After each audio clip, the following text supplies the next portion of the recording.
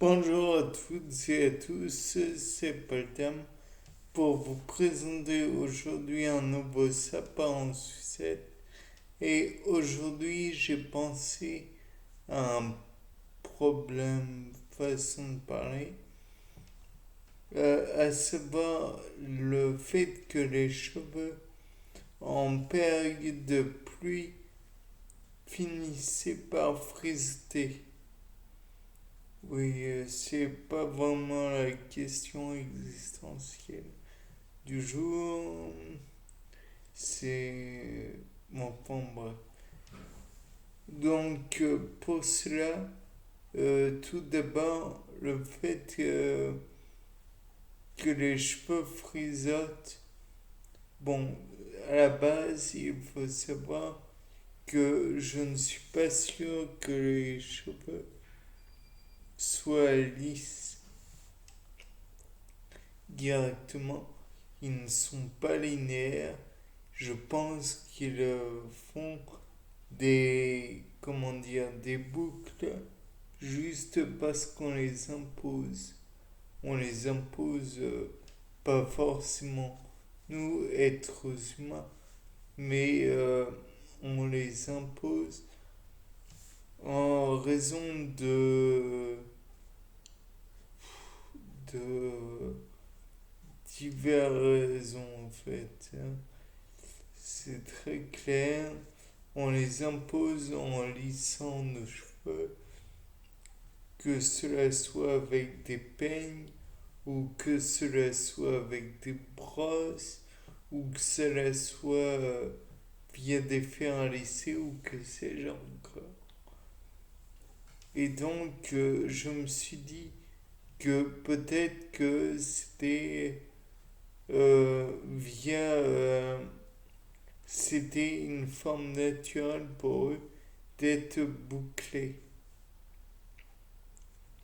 Et à la base, peut-être que si il n'était pas bouclé, il serait lisse. C'est génial comme façon de parler. Donc, la pluie ne serait là en fait que pour donner des ions hydroxyle et hydrogène H+, et OH- pour hydroxyle. Bon, et en fait, je pense qu'il y a un fluide sur un cheveu, fluide genre hydrolipidique ou quelque chose comme tel, dans lequel peuvent se déplacer les enzymes. À vérifier naturellement, ce n'est qu'une hypothèse. Et donc, les enzymes, il y en a trois, six. Alors, oxydoréductase, transférase, hydrolase, ligase, isomérase, liase. Ce qui nous intéresse, c'est les hydrolases.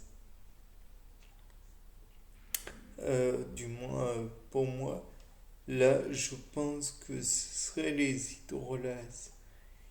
Puisque je pense que, à la base, pour lisser le cheveu, elles ne peuvent pas être totalement, comment dire, euh, il y a des protéines ou des, oui, qui produisent, qui sont sur le cheveu, qui les rédifient, si je puis dire. Et donc, en temps normal, ce fait d'être édifié fait que il n'y a pas de liaison. En revanche, comme on le sait en biologie, les liaisons hydrogènes sont fragiles. Il n'y a pas à dire. Néanmoins, comment dire, dans un milieu sec du moins, mais dans un milieu hydraté, les liaisons en question sont solides. Donc, je pense que si elles sont solides, alors comment dire, il ne peut pas y en avoir de rompu telles quelles. En revanche, quand elles sont sèches, le, une enzyme pourrait tout à fait les casser sans trop de résistance. Donc, le fait qu'il y ait une hydrolyse pour une hydrolase pourrait finalement rompre la liaison qui se ferait entre les différentes molécules et particulièrement entre les ponts hydrogène-hydroxyle. Et donc, ça ferait que le cheveu, qui à la base est bouclé, serait tout à fait lissé. Tout comme durant un moment, on utilise, d'ailleurs, on utilise encore le fer à lisser.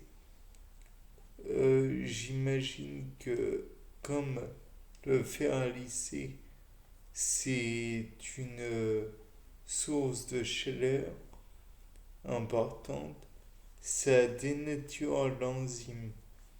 Donc